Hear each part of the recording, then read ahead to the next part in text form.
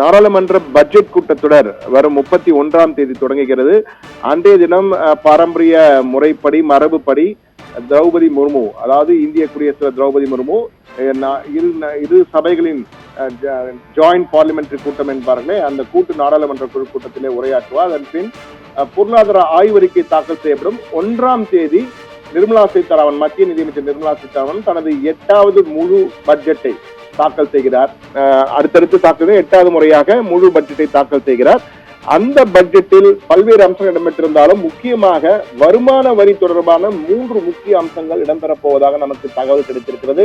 தற்போது அது தொடர்பான பரிந்துரைகள் மத்திய நிதி அமைச்சரிடமிருந்து பரிந்துரை சீர் செய்யப்பட்டு அந்த கோப்புகள் தற்போது PMO என்று அழைக்கப்படுகின்ற பிரதமர் அலுவலகத்துக்கு அனுப்பப்பட்டிருக்கிறது.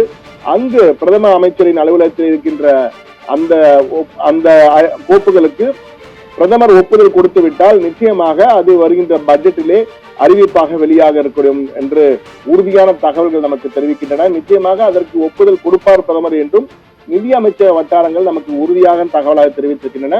அந்த 3 முக்கிய அம்சங்கள் என்னவென்று பார்த்தால், முதலாவது அம்சமாக புதிய வருமான வரி திட்டம், அதாவது நியூ டாக்ஸ் ரெஜிம் என்பார்களே அந்த நியூ டாக்ஸ் புதிய வருமான வரி திட்டத்தின் கீழ் உள்ளவர்களுக்கு ஸ்டாண்டர்ட் டிடக்ஷன் என்பது நிலையான கழிவு என்று சொல்லுவார்கள். ஸ்டாண்டர்ட் டிடக்ஷன் அது கடந்த ஆண்டு 50,000 75,000 உயர்த்தப்பட்டது. தற்போது அது 75,000 1 லட்சமாக உயர்த்தப்பட இருக்கிறது. இது 1 லட்சம் ரூபாய் உங்களுடைய ஸ்டாண்டர்ட் டிடக்ஷன் வரும்போது அதை தவிர்த்துதான் மற்றவைதான் வருமான வரிக்கு வரும்.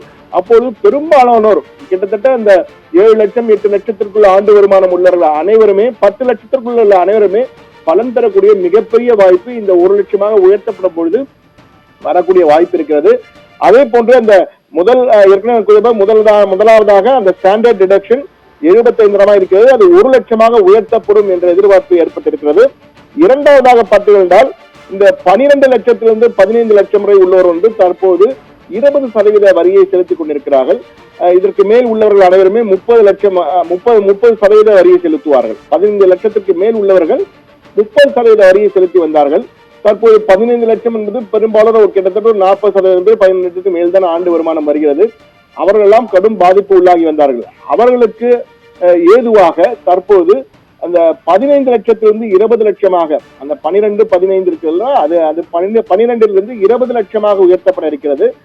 20 லட்சத்திற்கு மேல் இருந்தால்தான் 30% வரி என்று வரப்போகிறது. இது பெரும்பாலோருக்கு மிகப்பெரிய ஒரு பலமாக 15 லட்சத்துக்கு மேல் வாங்கி நடுத்தர தரப்பிலே உள்ளவர்கள், அதே போன்று உயர்தர வருவாய் உள்ளவர்கள் எல்லோருக்குமே இது மிகப்பெரிய அளவுக்கு ஒரு பலன் தரக்கூடியதாக கிட்டத்தட்ட அவர்கள் செலுத்துகின்ற வரையிலே 10% 20% வரை குறையக்கூடிய வாய்ப்பு இருக்கிறது என்பது மிக முக்கியமான தகவல்.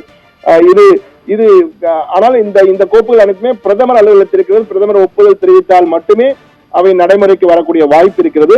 அது மட்டுமல்ல, மூன்றாவதாக மிக முக்கியமானது 1961ஆம் ஆண்டு வருமான வரி சட்டம் இயற்றப்பட்டிருக்கிறது. அந்த 1961ஆம் ஆண்டு இயற்றப்பட்ட வருமான வரி சட்டம் பெரிய அளவிலே திருத்தம் செய்யப்பட இருப்பதாக ஒரு தகவல் நமக்கு கிடைத்திருக்கிறது. அதாவது தற்போது அந்த பழைய சட்டத்திலே கிட்டத்தட்ட 298 பிரிவுகள் இருக்கின்றன, 23 அத்தியாயங்கள் இருக்கின்றன. இதை 60% குறைக்கப் போகிறார்கள். அந்த 298 பிரிவுகள் என்பது 290 என்பது 120 குறைவதற்கான வாய்ப்புகள் அதிகம் இருப்பதாக நம்மிடம் தகவல்கள் தெரிவித்திருக்கிறார்கள். எனவே பெருமளவு அந்த அதிரடி மாற்றங்கள் செய்யப்படுவதற்கான வாய்ப்பு இருக்கிறது. ஆனால் இந்த 1ஆம் தேதி மத்திய நிதியமைச்சர் உரை நிகழ்த்துகின்ற பட்ஜெட் தாக்கல் செய்யும் பொழுது இது போன்ற ஒரு புதிய சட்ட திருத்தம் கொண்டு வரப்பட இருக்கிறது. கடந்த 61 ஆண்டுகளாக மாற்றப்படாமல் இருக்கும் சட்டங்கள் திருத்தப்படும், அதற்கான மசோதா விரைவில் தாக்கல் என்று அறிவிப்பார்கள். இந்த பட்ஜெட் கூட்டத்தொடரின் 2வது கட்டம், அதாவது முதல் கட்டம் 31ஆம் தேதி தொடங்கி 4ஆம் தேதி வரை நடைபெறும். 1ஆம் தேதி பட்ஜெட், அது தொடர்பான நன்றி தெரிவிக்கும் விவாதம், பட்ஜெட் நிறைவேற்றம் 4ஆம் தேதி நடைபெறும். பிறகு மானிய குறைக்கின்ற வகையில் 2வது கட்ட தொடர் நடைபெறும். மார்ச் 10ஆம் தேதிக்கு பிறகு நடைபெற வாய்ப்பு இருக்கிறது. அந்த தொடரின் போது வருமான வரி சட்ட திருத்தம், அந்த புதிய சட்ட திருத்தமானது கொண்டு வருவதற்கான வாய்ப்பு இருக்கிறது. அப்போது நிதியமைச்சர் விலாவரியாக இது குறித்து அறிவிப்பார். எந்தெந்த மாற்றங்கள் வர இருக்கின்றன, வருமான வரியில் எந்த அளவுக்கு பழைய வருமான வரி திட்டமே அந்த ஓல்டு ரெஜிமே நிறுத்திவிட்டு புதிய ரெஜிம் மட்டுமே நீ வரும் அடுத்த ஆண்டு முதல் என்ற வகையில ஒரு புதிய அறிவிப்பை வெளியிடுவதற்கும் வாய்ப்புகள் அதிகம் இருப்பதாக எதிர்பார்க்கப்படுகிறது. எனவே இந்த 3 அம்சங்கள் மிக முக்கியமானதாக வரப்போகின்ற பட்ஜெட்டிலே எதிரொலிக்கும் வர அறிவிப்பாக வெளியாகும் என்று எதிர்பார்க்கப்படுகிறது. முதல் அறிவிப்பு ஸ்டாண்டர்ட் டிடக்ஷன் புது ரெஜிமில் இருப்பவர்களுக்கு, நியூ டாக்ஸ் ரெஜிம், அதாவது புதிய வருமான வரி திட்ட கீழ் இருப்பவர்களுக்கு 75,000 இருப்பது 1 லட்சமா உயர்த்தப்படுவது வாய்ப்பு இருக்கிறது.